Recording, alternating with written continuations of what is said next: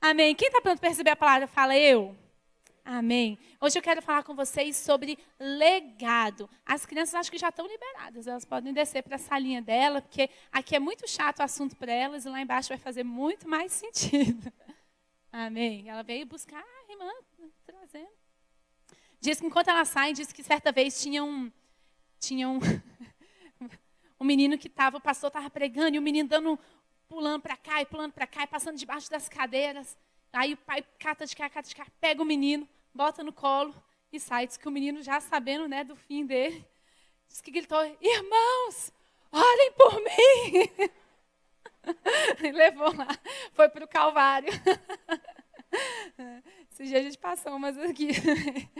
Enfim, enquanto eles vão saindo, tinha um homem, e essa história é real, em 1833 ele nasceu. Esse homem chamava Alfred, na Noruega. E esse homem, ele se tornou um jovem, adolescente. O pai dele trabalhava em mina, fazendo exploração de metais. E esse menino era um menino inteligente, e ele começou a estudar química. E ele começou a pensar em formas como ele poderia tornar o trabalho dos pais mais fácil. E ele começou a trabalhar com substâncias químicas, né, explosivos e tal. E ele começou a estudar e trabalhar. E ele acabou, tentando, ele acabou inventando, ele foi o inventor da dinamite. E ele patenteou aquele produto e a dinamite ela começou a facilitar a construção de estradas, túneis e coisas do tipo. Ele começou a ganhar dinheiro e ele montou uma indústria. E ele fez várias invenções, essa não foi a única dele. Mas principalmente dentro desse ramo desse ramo bélico, trabalhando com armas, explosivos e coisas do tipo. E ele fez um grande patrimônio, ele criou uma indústria e ele fez um grande patrimônio. Quando foi em 1888, o irmão dele, que também trabalhava junto com ele, faleceu. Só que naquele tempo, né, gente, não tinha internet, a comunicação era mais precária, houve uma confusão e um jornal e publicou no obituário. E publicou mais ou menos assim, o título da informação que ele havia morrido. Falou assim: morre o mercador da morte. Quando Alfred pegou esse jornal e viu, não era ele, né? Tinha sido o irmão que tinha morrido, tinha sido um engano.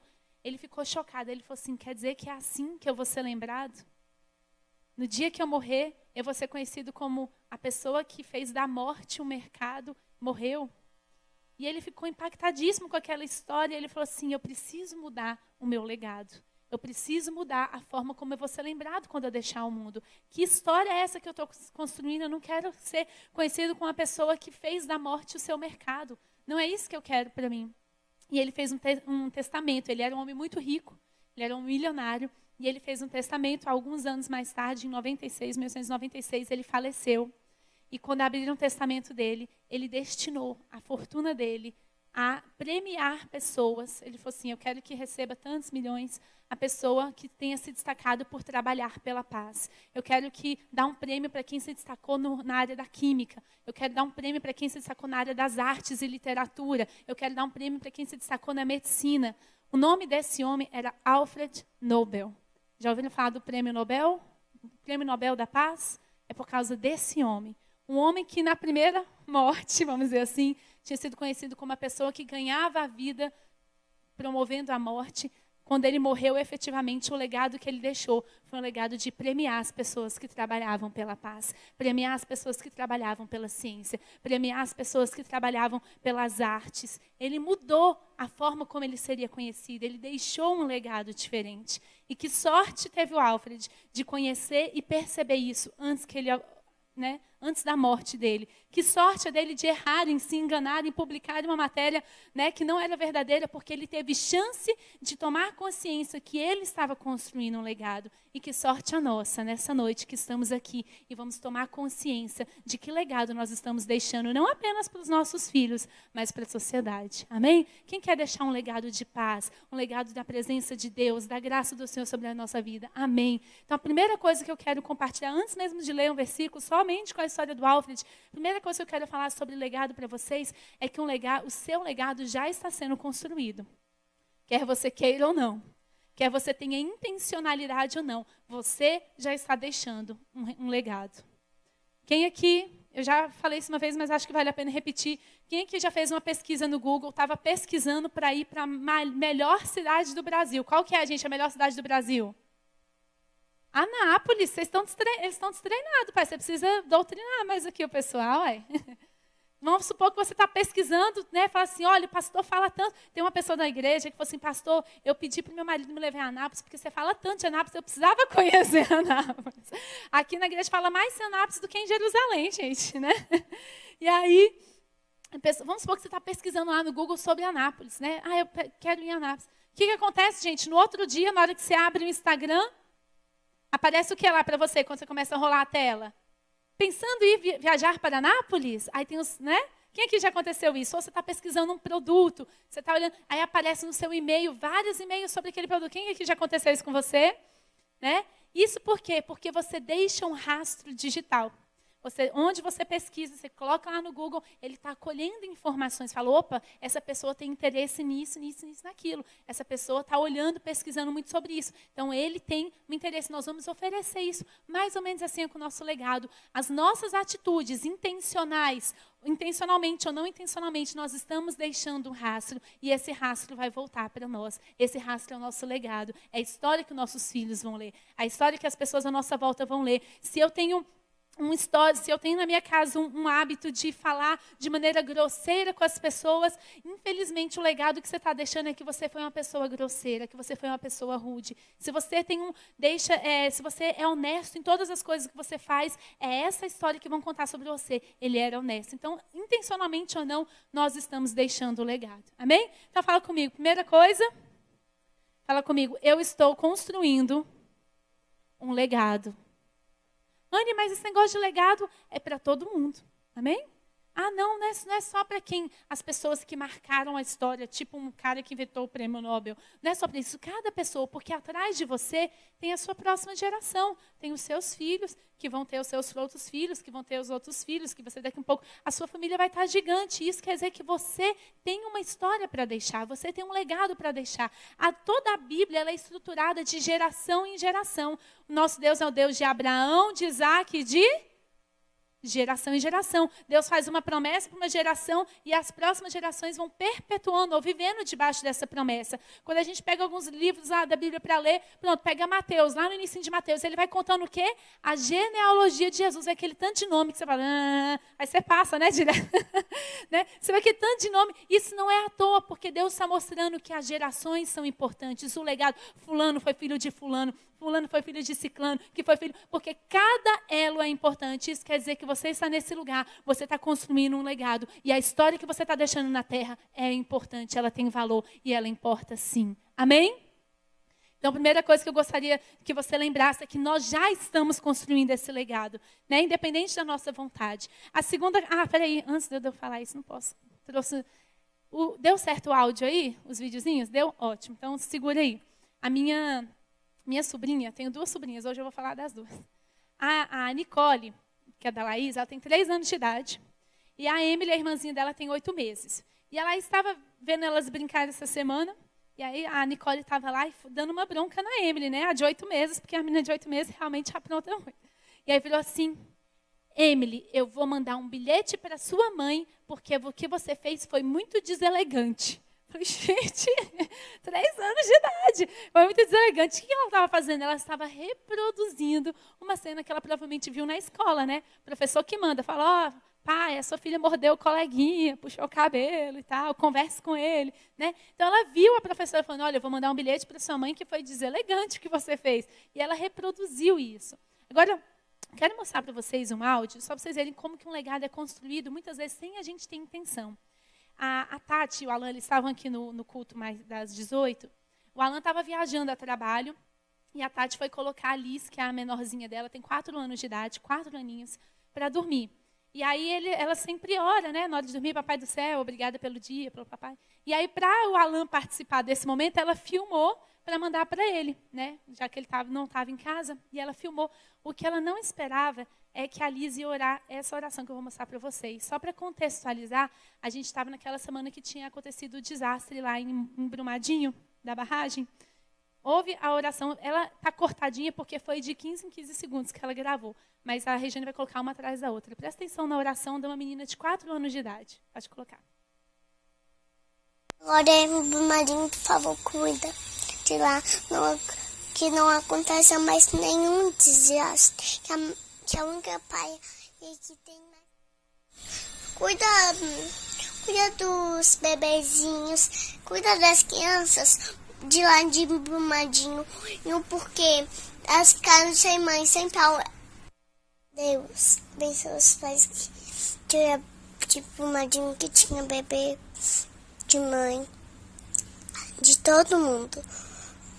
E também pelas as mães. Eu abençoo a todas as vidas das criancinhas que ficaram sem pai e sem mãe. Por isso eu estou agradecendo essa noite com a minha mãe. Só estou fazendo alegria para continuar. Por isso, que essa noite a gente está fazendo isso. Em nome de Jesus. Amém. Amém. Conseguiram entender?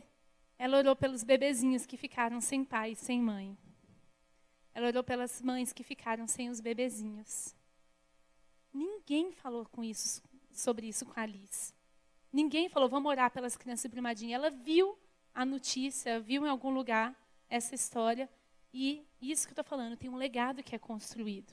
Ninguém falou para ela, vamos orar por isso, mas ela sabia, porque aprendeu em casa, porque viu os pais fazendo, que quando nós enfrentamos situações de desastre, quando nós enfrentamos situações de tristeza, nós sabemos que nós precisamos colocar essas pessoas na presença de Deus e orar por elas. Legado não é com palavras, legado é com ação, com ações. Legado, eu lembro de uma frase que diz assim, olha, as suas palavras, as suas ações, elas gritam tão alto que eu não consigo escutar as suas palavras. Isso é o legado, que nós possamos viver assim, amém? Tendo a consciência que nós estamos construindo uma história, tendo a consciência que nós vamos ser observados e que isso vai ser reproduzido na vida das outras pessoas, das crianças, das pessoas que você convive, seus colegas de trabalho, seus colegas de faculdade, a sua família. Amém? Segunda coisa que nós precisamos aprender sobre legado é que legado requer renúncia. Fala comigo, renúncia. Para você construir alguma coisa, você sempre vai ter que renunciar a outra coisa. É assim ou não é? Quem aqui teve alguma conquista na vida, quer seja financeira, profissional, familiar, não importa. Você teve que renunciar para você conquistar o que você conquistou? Quem aqui já teve que renunciar a algo para conquistar? Todas as grandes conquistas, elas passam por renúncia. E construir um legado não é diferente. Quantas pessoas casadas nós temos nesse lugar? Maridos e mulheres? Deixa eu ver. Maravilha. Quem aqui já teve que pedir perdão para o seu cônjuge, mesmo você achando que não estava errado, ou não tendo feito nada de errado, mesmo assim você pediu perdão? Deixa eu ver. Tá vendo? Porque vocês estão tentando construir um relacionamento, uma casa de paz, amém? Porque você sabe que não é o mais importante ganhar a briga, o mais importante é ganhar o coração. E para isso você renuncia, você fala, ok, eu vou fazer meia culpa, amor, me perdoa por eu ter feito você sentir dessa maneira, apesar de não ter sido a minha intenção. Não é mais ou menos assim, gente, que a gente faz? Por quê? Porque vale mais você perder naquela hora e renunciar o direito de estar certo e você ganhar a qualidade do seu casamento e ganhar o coração do seu cônjuge. É assim ou não é, gente? Tudo que você construir na vida é com renúncia. E construir um legado que Deus tem para a sua vida, um legado que vai impactar essa geração, um legado que vai impactar essa sociedade, requer renúncia. Amém? Vou contar para vocês aqui rapidamente uma história, lá em Esdras, no capítulo 3, versículo de 1 a 6. Eu vou contar para a gente não... que demoraria muito tempo, só para a gente contextualizar. O povo de Israel, eles começaram a desviar o seu coração do Senhor. A Bíblia conta que eles começaram a adorar outros deuses, eles começaram a idolatria entrou ali, e eles abandonaram, né, aquele temor, aquela reverência a Deus. E por meio dos profetas, Deus falou assim, olha, vocês vão ser levados cativos, vai vir o castigo sobre vocês. E de fato aconteceu, veio o império da Babilônia e arrasou a cidade, levou eles cativos. Mas os mesmos profetas falaram, mas o Senhor vai ter misericórdia, depois de um tempo, Ele vai restaurar a sorte de vocês. Então, isso aqui aconteceu. Quando a gente está aqui no livro de Esdras e Neemias, eles vão contar sobre a restauração, a reconstrução do templo e a reconstrução da cidade, das muralhas. Isso aqui é o cumprimento da promessa que Deus tinha feito lá por meio dos profetas, Jeremias e tal. Aqui, nesse período especificamente que eu estou lendo para vocês de Esdras, o que aconteceu? Veio o rei Ciro, e Deus tocou no coração dele. A Bíblia diz que Deus mudou o coração dele e ele fez uma lei, ele fez um decreto falando assim, olha, esses povos cativos, eles estão sendo autorizados a voltarem para a terra deles e para que eles possam construir o templo ao Senhor Deus. E eu estou sendo usado para isso. Ele falou assim, não apenas eles estão liberados para voltar para a terra deles, mas como eu vou devolver todos os utensílios do templo que foram tirados do templo, vai ser devolvido. A Bíblia conta que foram mais de 5.400 itens que foram devolvidos, foram tirados do templo, e o rei falou assim, isso não é nosso, isso é deles, isso é do Senhor, vai voltar para o Senhor. E não apenas isso, mas eles foram abençoados, falaram assim, olha, os seus vizinhos, né, as pessoas que moram perto dessas pessoas, vão dar ouro e prata, para que eles possam voltar para a terra dele com dinheiro para financiar a obra. Olha isso, gente, se Deus não mudou. Queria prestar bastante atenção. Por que eu estou falando disso? Porque eu sinto, e eu tenho algumas confirmações nesse sentido, e é essa coisa profética que tem no nosso coração. Deus me falou há coisa de umas 3, 4 semanas atrás, Deus me levou a ler exatamente Esdras, e Deus tem me falado, e tem falado com outras pessoas que eu tenho tido essas confirmações por aí, que nós estamos vivendo esse tempo. Deus mudou uma chavinha, e Deus está abrindo uma janela de oportunidade, para que nós possamos entrar e reconstruir as cidades, para que nós possamos entrar e reconstruir os muros, para que nós possamos entrar e reconstruir as famílias, os valores da nossa sociedade. Nós estamos tendo uma janela de oportunidade, onde nós vamos poder entrar na sociedade, né? Nós já estamos nela, mas nós podemos escalar essas montanhas para que nós possamos trazer o novo tempo e o ano aceitável do Senhor. Posso ouvir um amém? Nós temos tido confirmações que Deus está trazendo e está chegando cada vez mais perto, essa liberação especial do Espírito Santo, de autoridade e unção sobre as nossas vidas. Está chegando um tempo novo, fala comigo, está chegando um tempo novo. E nós temos que entender que para vivermos esse tempo novo, nós precisamos entender que existem renúncias a serem feitas. Aqui, né, quando eu vou ler aqui para vocês já, eles foram liberados, mas não foi um passeio no parque. Eles estavam em cidades, eles tinham casas, eles estavam edificados. De repente, eles receberam uma ordem do rei falando assim, olha, vocês podem sair e edificar ir para a cidade de vocês edificar. Mas onde eles estavam indo não tinha nada. Só tinha destroço. Antes havia tido uma cidade, tinha existido uma cidade, um templo, mas hoje não existia nada. Eles estavam sendo convidados para ir para um lugar com zero estrutura. Só na cara e na coragem, mas Deus mandou recursos, mas para reconstruir. Vocês entendem que não é um passeio no parque, mas era um momento de renúncia, era um momento de abrir mão de conforto, porque quer queira, quer não, eles foram levados cativos, mas eles já estavam lá estabelecidos. Eles estavam abrindo mão de uma casa, de um teto sobre as suas cabeças, de ter o que comer todo dia. E eles estavam indo para uma terra sem nada, para fazer o quê? Ralar, trabalhar, se esforçar. Mas eles entenderam que eles estavam vivendo uma promessa de Deus. Nós estamos sendo chamados nesses dias para reconstruir a nossa sociedade. Nós estamos sendo chamados para entrar dentro das nossas escolas, para cuidar das nossas crianças, a nossa geração, e falar, aqui seja feito aqui na terra como é no céu. E essa é a nossa promessa e essa é a nossa missão. Só que isso não quer dizer que nós vamos ter que virar as costas para o nosso conforto. Isso quer dizer que nós vamos ter que renunciar a algumas coisas. Isso quer dizer que eu vou ter que sair do meu banco, eu vou ter que dobrar as minhas mangas e eu vou colocar a mão na massa. Isso quer dizer que vai ter renúncia, pessoal. Quem está entendendo? Amém? Aqui, nesse capítulo que eu falei para vocês, de Esdras 3, conta o seguinte, vou ler só um pedacinho com vocês. Quando chegou o 7º mês, só uma observação sobre esse 7º mês, o 7º mês no calendário aqui dos judeus, tem o calendário religioso, tem o calendário civil. No calendário civil deles, o 7º mês, sabe quando? Corresponde a qual mês nosso? Maio.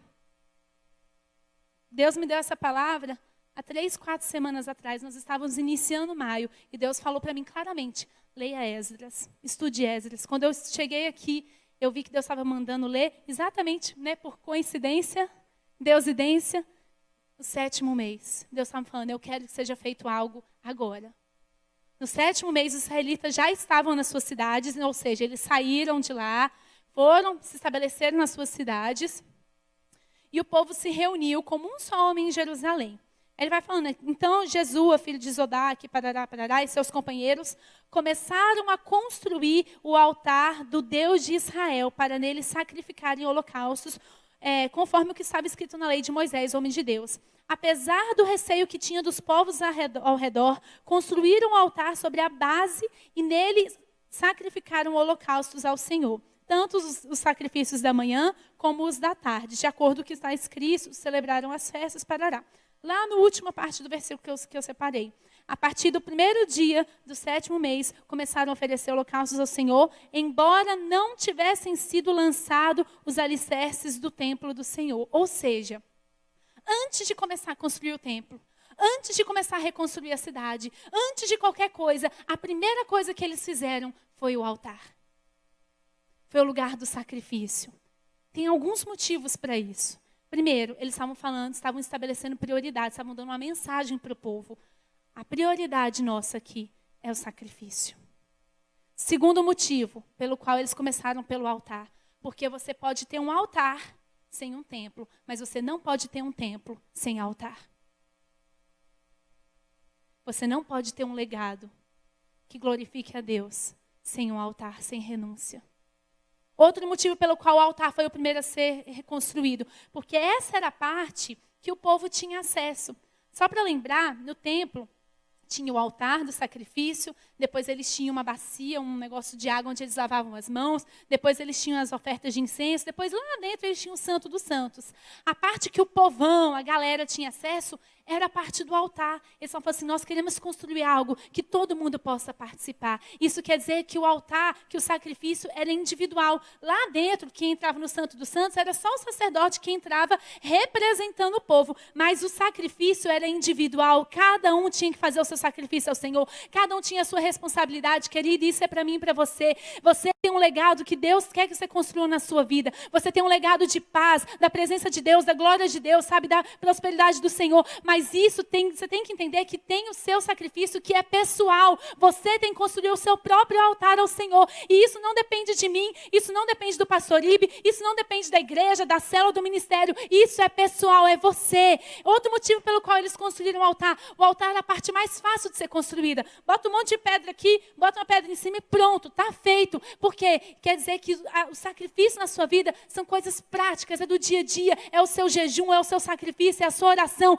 é o seu acordar de madrugada e falar, Deus, eu estou com sono, eu tenho que acordar cedo da manhã, eu tenho que trabalhar, mas para mim construir um altar para o Senhor é mais importante, porque eu não posso ter um templo se eu não tiver o altar, eu não posso ter legado se eu não tiver altar, eu não posso ter ministério se eu não tiver altar, eu não posso ter um casamento saudável se eu não tiver altar, eu não posso ter comunhão se eu não tiver um altar, eu não posso ser um bom pai, uma boa mãe se eu não tiver um altar, eu não posso fazer diferença no mundo se eu não tiver um altar. O sacrifício é necessário. Todo mundo que construiu um grande legado sacrificou alguma coisa, sacrificou tempo, sacrificou dinheiro, sacrificou algo. Amém? Dá uma olhadinha ao seu redor. Olha quantas pessoas estão aqui hoje. E esse é o nosso terceiro culto. O culto das 18 estava entupido. Tinha muita gente. Sabe o que nós somos? Fruto de um legado. Em 1914, meus bisavós... 14? Meus bisavós vieram da Inglaterra para o Brasil. Na verdade, veio o meu bisavô primeiro. Eles eram noivos, estavam na Inglaterra. Era o lugar mais evoluído da época. A gente está falando lá, né, de 1900 e pouquinho. Né, início ali do século 20. Eles estavam lá na Inglaterra, um lugar maravilhoso, até hoje é. E o Senhor chamou eles para fazer missão. Eles foram os primeiros missionários a pisar o pé no Centro-Oeste. O Evangelho do Senhor não tinha chegado aqui. Eles foram os primeiros a pisar o pé aqui.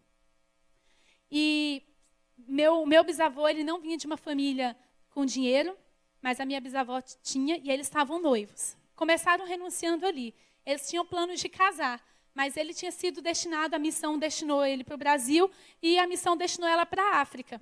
Então, já estava, a primeira renúncia foi o casamento. Falaram, amor, vamos cumprir o ID, o chamado. Depois a gente volta e se casa. E ele veio embora. E ela ficou. No meio do caminho, a missão mudou. Falou, não, vai para o Brasil também. Oh, aleluia. Ela veio embora para o Brasil, eles casaram aqui. E de lua de mel eles foram para onde? Para Paris? Não. Para Nápoles. Não tinha. Eles foram para o interior. Viver aqui sem condição, sem estrutura nenhuma. Renunciando a tudo por amor a Cristo. Tudo bem. Só antes, o sogro dele era um homem de posses, né? E falou assim, olha, eu te pago por mês o que a missão vai te pagar por ano para você não ir ficar aqui. Né? Porque ele ia embora e a filha ia atrás. Ele falou assim, não, porque eu não estou fazendo isso por dinheiro, eu estou fazendo isso por legado. Ele não tinha a noção do legado que ele estava construindo, mas hoje a gente olhando, olha como o evangelho floresceu, gente, no Centro-Oeste. Vai em Goiânia, vai em Anápolis. Todo mundo é crente. Foi legado dessas pessoas. E eles vieram para cá, eles trabalharam pelo Senhor, eles renunciaram a tudo. Eles renunciaram a conforto. O pessoal quis mandar um carro para ele. Ele falou assim, não tem jeito de ter carro aqui, não tem estrada. O povo era tão matuto aqui que pediram um filhote do carro dele para ele, quando desse filhote. Nunca tinha visto um carro, gente. Era muito precário. Para ter acesso ao hospital, tinha que montar no lombo do cavalo e ia viajar dias para chegar perto de um hospital. Por causa disso, eles tinham uma filhinha de 7 anos de idade, chamava Elaine. Ela teve uma febre... Como é o nome da febre? Tifoide. Febre tifoide. Ela morreu aos 7 anos de idade, porque não tinha acesso a um tratamento médico nessa terra. Se tivesse em Londres, tinha acesso a tudo, não tinha morrido. Mas eles perderam a coisa mais preciosa que um pai e uma mãe pode ter, que é um filho, por amor a um chamado, por renúncia a um legado. Eles contam que no dia que ela morreu, foi o dia que a igreja mais lotou, né, o lugar de reunião deles. Todo mundo da cidade foi ver o que o pastor ia fazer com a filha morta. O pessoal, todo mundo, o padre da igreja, todo mundo, a cidade toda foi para lá, ficou todo mundo tumultuado. E ele chegou lá, o caixão da sua filha, na sala, e ele pregou o evangelho. Ele agradeceu a Deus. E naquele dia muitas pessoas foram tocadas. E o ministério cresceu, e cresceu, e cresceu. Renúncia por um legado. Até hoje, né, ela tá enterrada em Morrinhos, a Elaine. E até hoje, meu pai esteve lá no cemitério. O pessoal falou assim, não, sempre vem, pelo menos uma vez no ano, algumas vezes no ano, vem alguém e cuida. Até hoje, o túmulo da Elaine é cuidado. Porque quando você renuncia por um legado, Deus não fica te devendo nada. Mas legado requer renúncia. Legado requer renúncia. E a gente vive a nossa vida achando que pode construir um ministério de qualquer jeito. Achando que eu posso construir a minha família de qualquer jeito. Se não tiver renúncia, não tem legado. Mas se tiver renúncia, pode ficar tranquilo, o seu legado, ele vai prosperar. Nós estamos aqui em 2019. Estamos aqui vivendo debaixo da sombra de um legado. Em 2019, até hoje, tem gente que cuida do túmulo da filha de um homem de Deus que renunciou a tudo por causa de um legado. Mas tem que ter renúncia. Só experimenta esse tipo de coisa, só experimenta esse tipo de satisfação quem vive um legado. Eu trouxe aqui para vocês, só para vocês entenderem. Cadê? Ah, tá aqui. Cadê? Ah, tá aqui. Essa é a Bíblia da minha bisavó. Ela recebeu do meu bisavô, eles nem eram casados ainda. Tem a data aqui, ó, 1909. Eu mandei restaurar, então assim, mas é cor original, as folhas são originais. Tem a letrinha dela aqui, gente, a coisa mais linda. A letrinha dela, sublinhado, concordância naquele tempo, gente. Não era internet que não tinha, não, nem livro tinha. A dificuldade para você ter uma Bíblia dessa. E aqui no final...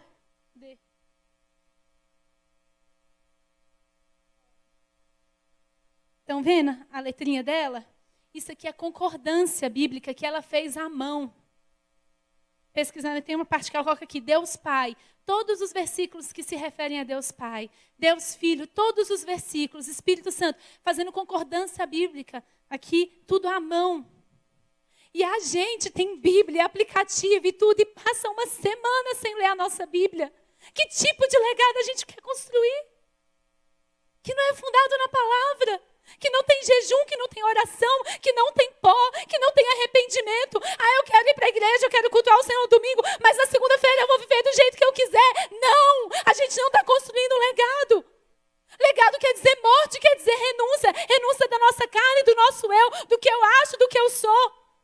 Nós precisamos construir um altar, queridos. E isso depende de mim e de você. Eu preciso pegar e falar: Deus, eu vou fazer um jejum uma vez por semana, para que eu possa mortificar a minha carne, para que eu possa conhecer o seu Espírito. Deus, eu me recuso a passar um dia de manhã, acordar, ir para o meu trabalho e voltar e não orar, e não falar com o Senhor. Que tipo de legado nós estamos construindo? E achamos que vamos fazer uma família de diferença? Achamos que vamos tocar a sociedade? Achamos que vamos ser sal do mundo? Não vamos! Isso é renúncia. Amém? Deus me livre, eu não quero ser acusadora aqui hoje, mas isso aqui, quando eu olho, eu me constranjo. Eu mandei restaurar essa Bíblia e eu guardo ela com todo carinho. Não peço para olhar, não vou deixar. Eu guardo com todo carinho, porque toda vez que eu olho para essa Bíblia, eu abro e eu vejo a letrinha da minha bisavó em 1909, sem acesso à internet, nada, buscando ao Senhor com fome da palavra, comendo. E a minha avó, ela parece muito comigo, a minha bisavó, que ela é meio rebelde, assim, no bom sentido. A Bíblia está escrita assim, ó, indicada para leitura nas igrejas. Ela riscou a palavra igrejas, escreveu em todos os lugares. Que igreja, o quê? É para ler em todos os lugares. Eu falei, minha bisavó, já sei de onde eu tirei essa minha coisa revolucionária. Riscou e falou, não, essa Bíblia é para ser lida em todos os lugares, porque ela entendia a preciosidade que era essa palavra. Nós estamos aqui hoje, todos nós, porque nós estamos na sombra de um legado. E qual é o legado que nós estamos deixando? Quais renúncias eu estou fazendo? Olhe para mim, o altar é simples de ser construído. Simples. É um monte de pedra, com uma pedra em cima.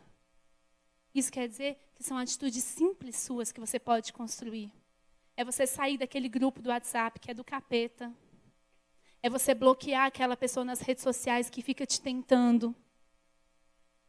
É você cortar alguns vínculos, você interromper a murmuração na sua vida.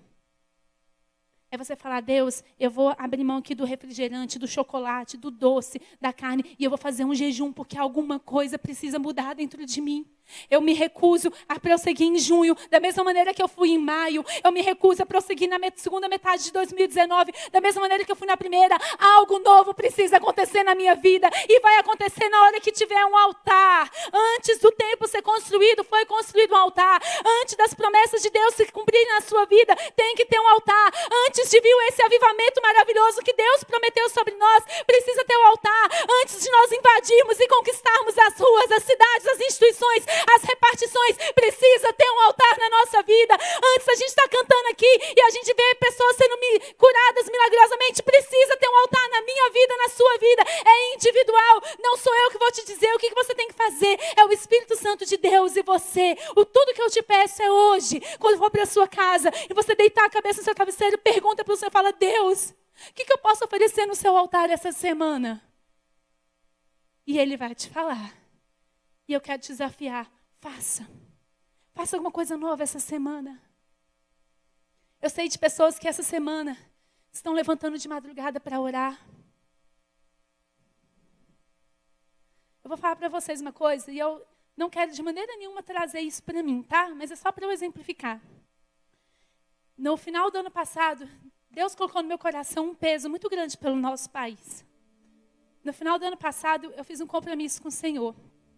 Eu falei assim, Deus, a partir de agora, pelos próximos anos, né? Vai dar mais de 4 anos. Eu vou fazer toda semana um dia de jejum pelo nosso país. Sabe? É a coisa que ninguém precisa fazer. Mas é você. É um compromisso de longo prazo. Mas todo dia. E tem dias que eu estou orando pelo nosso país, que eu estou tão angustiada, que eu faço até mais de um por semana às vezes. Eu não estou falando isso para trazer, mas você entende que é uma coisa pessoal. Deus não pediu isso para mais ninguém, não que eu saiba. Mas eu estou fazendo, por quê? Porque eu sinto que o nosso país, a gente está na iminência de romper alguma coisa. E eu quero que isso rompa, eu quero que isso aconteça. E eu sei que forças espirituais se levantam para tentar impedir, para tentar barrar. E eu estou fazendo a minha parte aqui, falando, Deus, em nome de Jesus, restaura o nosso país. Essa é a nossa janela de oportunidade. O Ciro já decretou uma lei dizendo, vocês podem entrar e vocês podem reconstruir. E eu quero ver essa geração reconstruída. Eu quero ver as famílias reconstruídas. Eu quero os nossos jovens e adolescentes reconstruídos. E aí você precisa fazer a sua pergunta para o Senhor, Deus, e o que eu posso fazer? Pais e mães de adolescentes, deixa eu falar uma coisa séria com vocês. A gente faz evento de adolescente aqui sexta-feira sim, sexta-feira não. Eu sei que depois da sexta-feira, da semana toda, a última coisa que você quer é pegar o carro, colocar o seu filho, enfrentar o trânsito e trazer ele para a reunião de adolescentes. Mas não tem legado sem renúncia. Você quer que o seu filho seja amigo dos meninos da igreja. Você quer que seu filho se envolva nas coisas da igreja. Mas se você não traz ele para as coisas da igreja, não tem como isso acontecer. É óbvio que ele vai ser mais amigo dos amigos da escola. Ele passa 5 horas por dia com os meninos da escola. Ele vai ouvir os meninos da escola. Ele vai viver como os meninos da escola. A gente está criando oportunidade, um ambiente saudável para ele fazer amizade aqui. Mas você precisa trazer o seu filho. Não tem como você querer que ele seja uma bênção, que ele tenha amigos na igreja se você não faz a sua parte. Tá aqui, ó, meu pai e minha mãe. Chegava em casa, os bichinhos não podiam nem descer de casa. Lá na varanda já tava com a sapatilha na mão, com as bolsas para vir para ensaiar da dança na igreja. Eles tinham acabado, eles estacionavam. Não, eu tenho que ir. Os bichinhos não podiam nem entrar em casa fazer xixi. Entrava no carro de novo e trazia a gente. Você tem 3, 4 anos para investir na adolescência do seu filho. Faça essa renúncia. Ele precisa de laços, ele precisa de amizade. Essa é a hora, gente. Depois a gente vai ter que dar um trabalho terrível para resgatar esse menino de novo. Depois que se envolver em relacionamento que não presta lá, vai dar um trabalho terrível para a gente. Agora é a hora, vocês entendem? Aí a gente quer viver tudo maravilhoso, mas não está disposto a pagar o preço. Tem que ter renúncia, tem que ter altar. Na esfera individual, na esfera familiar, no corpo, amém? Tem que engolir o orgulho, tem que suportar o outro às vezes ferindo a gente, tem que andar a segunda milha, tem que dar o outro lado, não dá tempo da gente ficar perdendo tempo com picuinha, é que não sei o que, para com isso, a gente está construindo um legado aqui, meu Deus do céu, não dá tempo da gente ficar perdendo tempo com isso não, vamos colocar isso tudo no altar, vamos queimar diante do Senhor, amém? Amém. Terceiro e último. Vou ensinar para vocês também. Eu falei assim, estou reparando que de uns tempos para cá, não está rolando um ar muito forte. Então eu vou falar assim, você que é novo na igreja, a gente tem um pecado aqui que a gente permite na nossa igreja. Da falsidade. Olha lá, a irmã discordou de mim. Quando a gente combina o seguinte, quando o pregador, qualquer pregador, chega aqui e fala, para terminar, aí a gente faz assim, entendeu? A gente está mostrando amor, entendeu? Fala, mas eu não quero não, eu quero que termine logo. Aí você está falando, a gente permite a falsidade nessa hora, entendeu? Então vamos lá, para terminar, são os falsos mais lindos. Para terminar, legado requer senso de propósito.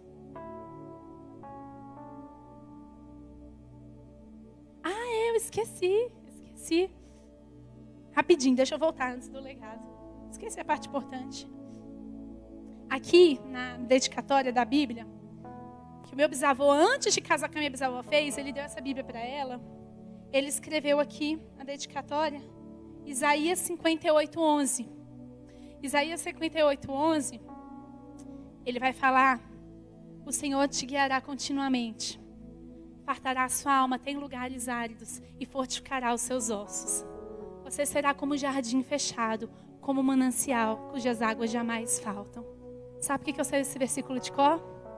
Porque quase 1 século depois, eu não tinha essa Bíblia, eu não sabia dessa história. Essa Bíblia chegou anos depois. Eu tinha 17 anos e eu fui desafiada ao ministério.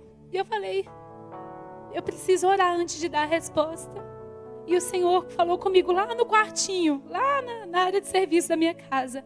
Isaías 58:11. O Senhor te guiará continuamente, fartará a sua alma. O mesmo versículo que Ele falou com a minha bisavó há 1 século atrás. A palavra do Senhor passa os céus e terras, mas ela não passa. O Senhor falou assim, eu tenho um legado. Eles foram meu legado e eu vou usar a mesma palavra para chamar a bisneta dela, para dar continuidade a esse legado, porque é esse o Deus que nós servimos. É isso que nós recebemos quando nós seguimos o legado do Senhor para as nossas vidas, decidimos perpetuar isso. Amém? Eu não tinha ideia. E anos depois eu já estava eu recebi aquela palavra, aceitei o desafio. Anos depois eu já estava no ministério. Essa Bíblia meu avô entregou para o meu pai. E eles contaram, e meu pai um dia me ligou, olha, recebi aqui. E ele contou desse versículo e eu comecei a chorar. Falei, pai, nem meu pai sabia. Sabe qual foi o versículo? E a gente chorou junto. Isso é o tanto que um legado é levado a sério por Deus. Amém? Terceiro, como eu falei para vocês, legado, ele precisa de senso de propósito. Conta rapidamente essa história que está ali em Josué, eu não vou ler com vocês. O povo andou no deserto, vocês lembram da história? Deus libertou eles do Egito, Moisés conduziu eles para o deserto, eles andaram. Eles viram milagres do Senhor, viram o Senhor abrindo o mar e etc. Mas mesmo assim eles desviaram o coração do Senhor, eles murmuraram e sei que morreu todo mundo e ninguém viu a terra prometida. Josué, que sobreviveu, foi levantado para conduzir o povo para a terra prometida. Agora eles iam tomar posse da terra, eles iam guerrear e eles iam conquistar a terra. E aqui nessa passagem, o que a Bíblia vai narrar? O episódio em que eles vão atravessar o Rio Jordão. E há um milagre maravilhoso. Deus manda a arca ir primeiro, os sacerdotes, os levitas. Quando eles pisam no rio, né, a água freia, faz uma muralha de água, a água seca e passa. Milhões de pessoas em terra seca por dentro do rio. Aí, nesses versículos aqui, Josué fala o seguinte, eu quero que pegue um homem de cada tribo, 12 homens, eles vão lá dentro do rio seco, vão pegar 12 pedras, nós vamos trazer essas pedras para fora e nós vamos fazer um monumento, vamos fazer tipo uma estátua com essas pedras, vamos empilhar. Por quê? Porque quando as futuras gerações passarem e olharem e falar, o que é aquelas pedras ali, o que é aquela estátua? Nós vamos contar a história de como Deus nos livrou. Nós vamos contar a história de como Deus fez a gente passar nesse rio com os pés secos. Como o Senhor nos deu vitória. Isso vai ser um memorial. Agora presta atenção. Por que Josué pediu isso? Porque Josué conhecia a história do povo de Israel. Josué sabia que Deus já tinha aberto o mar vermelho. E mesmo assim o povo duvidou. E mesmo assim, quando tiveram a oportunidade, desviaram o coração e foram adorar outros deuses. Mesmo esse povo, ele recebeu codornizes do céu, maná do céu, tinha uma coluna de fogo. Eles viram milagres, eles tiveram experiências assombrosas com o Senhor. E ainda assim o coração deles se desviou. Josué sabia disso. Ele falou assim, eu não vou deixar acontecer. Nós vamos ter uma experiência incrível com Deus, mas nós vamos tirar da nossa experiência substância para fazer um monumento ao Senhor, e as futuras gerações não vão esquecer de quem é Deus. E quando estiver difícil, e quando a gente estiver guerreando, e quando a gente estiver em perigo de vida, nós vamos olhar para o monumento falando, esse é o Deus, e nós não vamos nos esquecer. Queridos, quantos aqui conhecem pessoas que tiveram experiências com Deus reais, né? Eles viram o poder de Deus e mesmo assim se desviaram? Quem conhece? Eu conheço, é exatamente isso. Josué falou assim, do seu momento de dificuldade, da sua experiência com Deus, você vai tirar a substância para construir um monumento e se lembrar por que você está aqui. Pai e mãe, falo de vocês de novo, quando você estiver no trânsito falando, levando esses meninos na reunião, você não vai pensar assim, você vai olhar para o monumento e falar assim, eu estou construindo um legado na vida dos meus filhos, e os meus filhos vão ser sal da terra e luz do mundo. Meus filhos são solução de problema nessa terra. Eu não estou aqui pegando trânsito, eu estou aqui construindo um legado. Amém? Quando você tiver ali que renunciar, e estiver batalhando com a sua carne, e tiver vontade de pecar, e tiver que arrancar um pedaço de você para não cair em tentação, você não vai ficar pensando no não, você não vai estar pensando no sim. Eu estou fazendo isso porque eu vou deixar um legado de santidade. Eu vou romper uma maldição na minha família. Na minha casa vai ser diferente. Eu estou fechando brechas e a santidade do Senhor e a pureza vai ser um novo estilo de vida na minha casa. Quando você tiver que perdoar ou que pedir perdão, você não vai ficar, está doendo. Eu estou construindo um legado de perdão e paz na minha porque a minha casa vai ser diferente da minha família. Pegue a sua experiência com Deus, que é maravilhosa. Tem alguém dando reteté ali, a criança. Pega a sua experiência com Deus, que é maravilhosa, mas tira dela substância e constrói um monumento, porque as experiências vão passar, mas os monumentos ficam. Os lembretes ficam. Amém? Agora para terminar mesmo. Eu ouvi uma história certa vez que eu quero contar para vocês. Certa vez chegaram 3 jovens no pastor e eles estavam cheios do Espírito Santo. Falaram, pastor, como é que a gente faz para não perder esse fogo aqui dentro? E o pastor, muito sábio, falou assim, deu uma peneira para eles. Tá vendo aquele córrego ali? Tinha um córrego que passava. Vocês vão lá no córrego, enchem essa peneira e vocês vão tentar manter a água dentro da peneira, sem vazar. Na hora que vocês descobrirem como é que faz para manter a água dentro da peneira, vocês vão ter descoberto a resposta para a sua pergunta. Os meninos olharam assim, tá bom. E foram lá, enchia. Pega, bota a mão. Não dá. A língua não dá. Meu Deus, como é que a gente faz? E pega, vamos botar terra. Não dá. Nada era capaz de reter a água que estava dentro da peneira. Mais cedo ou mais tarde ela acabava indo embora. E os meninos ficaram, esse pastor tá trolando a gente. Tá zoando a gente. Vamos embora. Mas um deles estava encucado. Falou, não posso. Ficou. E depois ele falou assim, pastor, pelo amor de Deus, me explica aqui, qual é a pegadinha? Me explica. Ele, vamos lá. Aí foi com o menino até o rio. Encheu e a água foi embora. Ele falou assim, necessariamente a água vai vazar. Porque nós temos, tá vendo? Ela tem buracos. Ela tem frestas, né? A água vai embora. Então, se você não puder manter a água dentro da peneira, mantenha a peneira dentro da água. E ele mergulhou a peneira. E a peneira ficou cheia o tempo todo. Quando você tem uma experiência com Deus, a vida, o mundo, o cansaço, as aflições, as dores, as perdas, enfim, as promessas que demoram, as pessoas que nos ferem, isso vai drenando e vai arrancando da gente, sabe? Daqui a pouco a gente olha e a gente está seco de novo. Então, já que eu estou nesse mundo e não sou capaz de reter a água, então que eu possa mergulhar nele e permanecer mergulhada nele. É a única maneira de eu permanecer cheio. Isso vale para o nosso legado.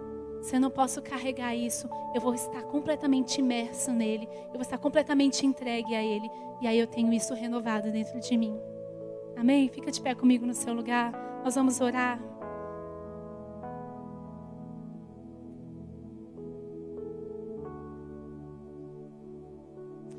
Queria que você fechasse os seus olhos comigo por um instante.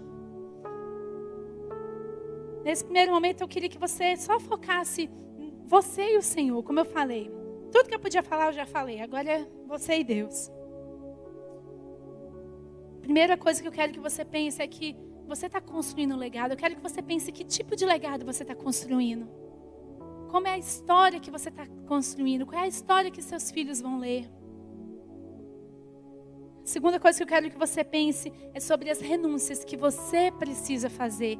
Os sacrifícios que você precisa colocar no altar. Lembra, quando eles foram reconstruir a cidade, antes de tudo foi o sacrifício. O que você precisa fazer agora, hoje, nessa noite, essa semana? O que você pode sacrificar ao Senhor? O que você pode colocar no altar e falar, Deus, eu te entrego isso. Eu nem sei se eu vou dar conta, mas eu te entrego isso. Eu preciso que a minha vida seja diferente. E a terceira coisa, eu quero que você se lembre do seu propósito. Eu quero que você se lembre por que você está fazendo o que você está fazendo. Você entrou aqui não por um acaso nessa noite. Você está ouvindo não isso por um acaso. Porque cada pessoa neste lugar tem um legado para construir. Você tem o seu legado para construir. E Deus quer que você se lembre do seu propósito. Deus quer que você se lembre quem Ele é. De onde Ele te tirou, para onde Ele está te levando. E quando você pensa nisso, faz tudo valer a pena. Faz o fardo ficar mais leve, faz a caminhada ficar mais prazerosa. Você de repente está caminhando a passos largos. Amém? Feche seus olhos comigo, vamos orar juntos. Eu quero que você ore também comigo ao Senhor. Não apenas me ouça, mas faça a sua oração, faça a sua entrega, faça a sua renúncia. Ou então, sabe, aquilo que está no seu coração, coloca isso para o Senhor. Deus, nós estamos aqui, Pai, diante do Senhor. Nós clamamos, Deus, a sua graça sobre as nossas vidas, porque nós queremos construir, Pai, um legado de verdade. Nós não queremos viver a nossa vida apenas um dia após o outro, sem ter a convicção e a noção do que nós estamos fazendo, mas que nós possamos ter a consciência que dia após dia nós estamos construindo um legado, nós estamos construindo uma história que as pessoas vão ler.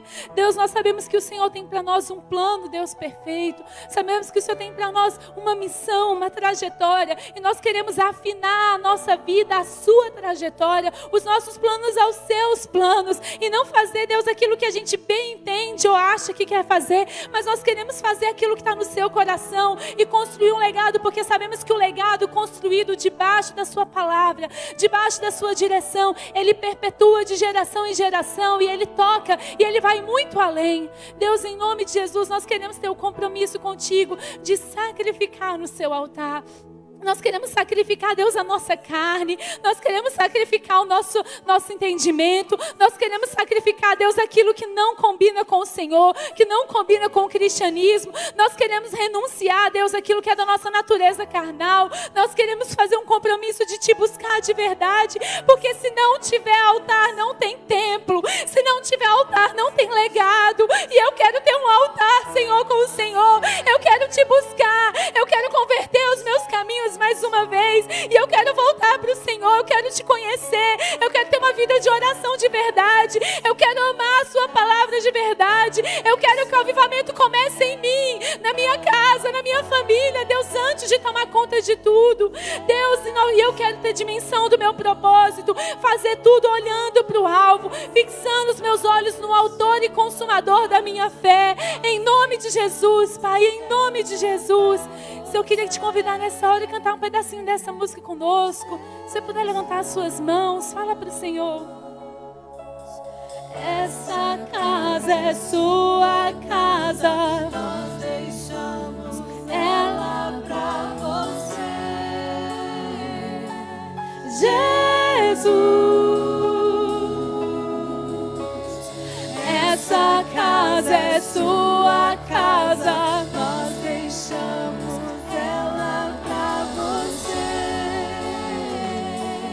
Jesus. Diz mais uma vez, essa casa é a sua casa. Essa casa é sua casa, nós deixamos ela pra você, Jesus. Abre seu coração e diz: essa casa é sua casa, nós deixamos ela pra você.